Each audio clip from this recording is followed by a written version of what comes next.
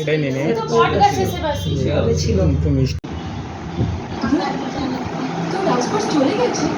Hello বন্ধুরা, তোমরা সবাই কেমন আছো? আশা করছি সবাই খুবই ভালো আছো, আর আমিও খুবই ভালো আছি। আরও একটা নতুন ভিডিওতে তোমাদের সবাইকে ওয়েলকাম জানাই। তো সকাল সকাল আমি চলে এসেছি আমার বাবার বাড়িতে। আজকে এটা নিয়ে হচ্ছে 4 নম্বর কি 5 নম্বর স্বাদের আমার খাওয়া। তো আজকে আমার দিদি আর দিদা দুজন মিলে আমাকে স্বাদ খাওয়াবে, তাই জন্য আমি সকাল সকাল চলে এসেছি। অনেক লেটও হয়ে গেছে। এসেই দেখি যে মা সব কিছু গুছিয়ে ফেলেছে। মানে আমার বাবার বাড়িতে খাওয়ানো হয়েছিল, আমার দিদি আর আমার দিদা দুজন মিলে আমার বাবার বাড়িতে এসে আমাকে খাইয়েছিল, তাই জন্য আমি ঝটপট করে চলে এসেছি। তবুও আমার বেজে গেছে 9টা সাড়ে 9টা হয়ে গেছে। এসে দেখি যে সব কিছু গুছিয়ে ফেলেছে, দিদি মা দিদা সব কিছু গুছিয়ে টুছিয়ে ফেলেছে। আর এদিকে আমার দিদির ছেলে রেগে বসে আছে। আর আমি এখন আমার মায়ের একটা শাড়ি পরে নিয়েছি। আমি বাড়ি থেকে শাড়ি নিয়ে এসেছিলাম, কিন্তু মা বললো না, আমার একটা নতুন শাড়ি তুই পরে নে। তাই জন্য মায়ের একটা শাড়ি পরেছি, আমি এটা নতুন শাড়িটাই পরে নিয়েছি। আর এখন আমার দিদিও বসে গেছে, আমাকে একটু আশীর্বাদ করবে বলে, তাই জন্য বসে গেছে। আমি বাড়ি থেকে আলতা আলতা পরেই এসেছিলাম, কারণ এখানে এসে আবার ঝামেলা কেন করব, তাই জন্য বাড়ি থেকে আলতা আলতা পরেই এসেছিলাম। এখন আমি বসে গেছি আমার দিদি একটু আশীর্বাদ করবে বলে।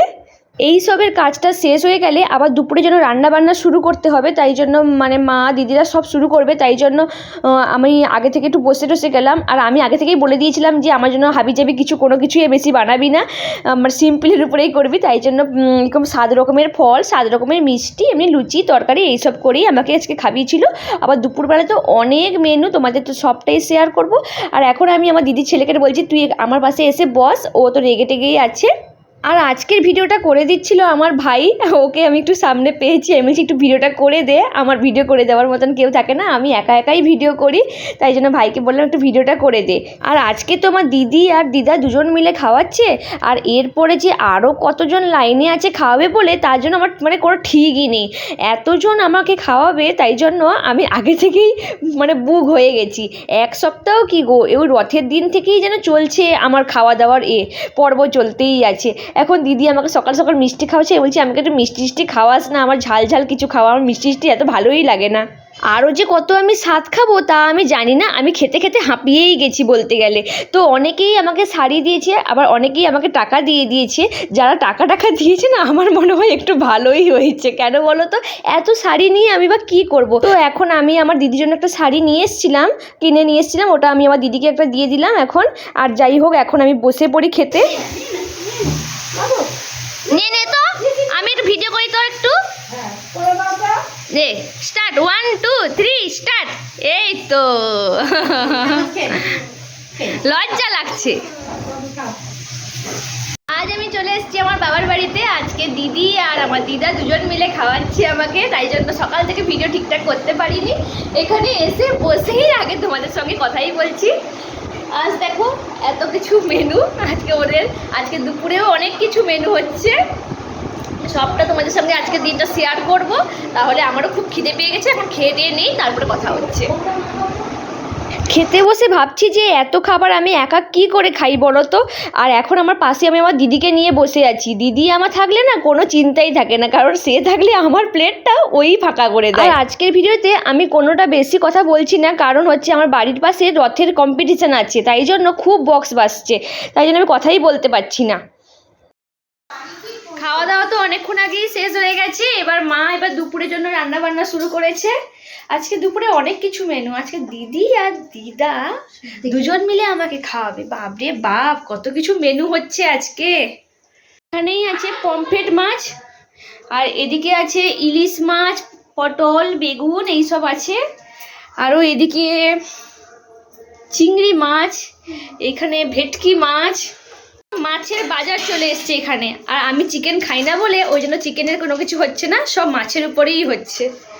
যাই হোক, যে মা রান্না করছে, যারা খাওয়াবে তারা রান্না করছে না, যারা আমাকে খাওয়াবে ওরা কেউ রান্না করছে না, রান্না করছে আমার মা।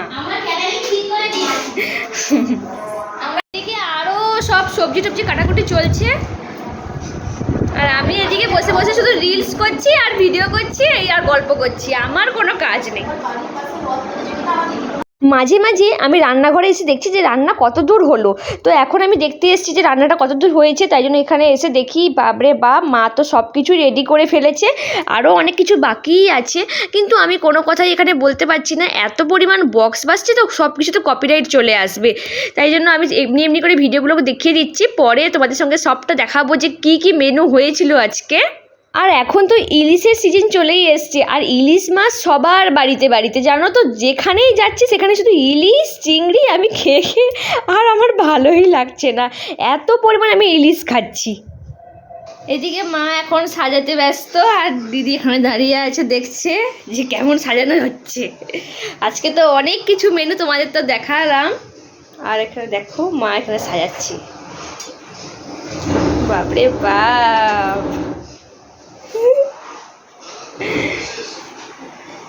এদিকে সব সাজানো গোছানো হচ্ছে, আর আমি এদিকে নাইটি পরে দাঁড়িয়ে আছি।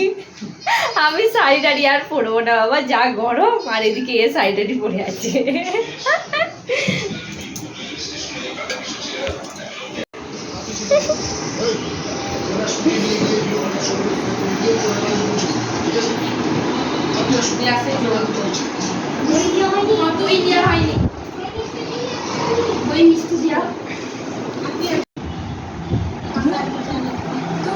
চলে গেছে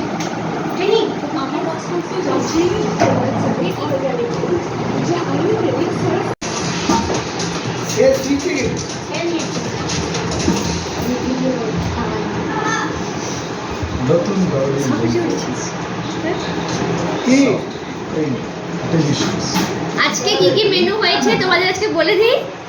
আজকে হয়েছে যে আলু ভাজা, পটল ভাজা, বেগুন ভাজা, ইলিশ মাছের ভাজা, এদিকে ঝিঙে আলু পোস্ত, এদিকে পমফ্রেট মাছের ঝাল, চিংড়ি মাছের মালাইকারি, ভেটকি মাছের ঝোল, ইলিশ মাছের টক, দই, মিষ্টি, এইসব। আজকে এত কিছু মেনু হয়েছে।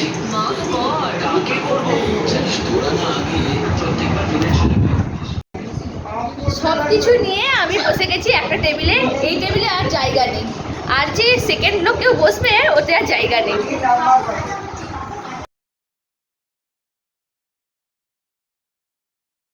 আর আজকে আমার শ্বশুরবাড়িতে সবারই নেমন্তন্ন ছিল, মানে আমার শ্বশুরবাড়িতে 4 জনই মেম্বার, আমি, আমার বড়মশাই, আমার শ্বশুরমশাই, শাশুড়িমা, ওই 4 জনই মেম্বার।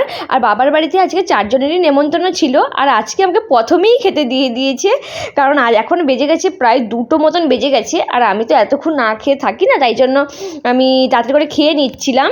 আর এত কিছু মেনু, মাকে বলছিলাম মা আমি এত কিছু খেতে পারবো না, মা বলছে তুই খাওয়া শুরু কর, আমরা আছি পরে পরে।